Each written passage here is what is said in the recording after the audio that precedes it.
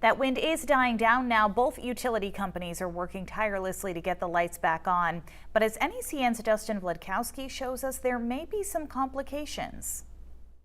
The president of Central Maine Power calling the task ahead of his crews daunting, unequaled. We have a second storm coming in, still have cleanup to do, and then we lost half of our resources. That's unprecedented. Last week, more than 260,000 Mainers lost power when heavy snow, wind, and rain snapped branches, downed lines across the state.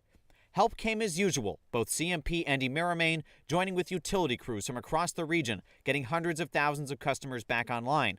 Help not available in the same numbers now. We had about 439 crews from the outside that were in here, and many of their host utilities called them back starting yesterday due to the storm that we're having right now. CMP has just 210 outside groups left, with another round of high wind bearing down on Maine.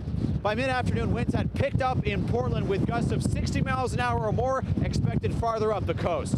That's meant even slower going to get the lights on for folks stuck in the dark for days, on top of a separate problem. Power outages during pandemics come with additional challenges. Line workers have had to take extra precautions because of COVID-19, reducing the pace of recovery. There may be longer restoration times because of crews who themselves are following physical distancing. Together, these challenges are forming a perfect metaphoric storm of their own.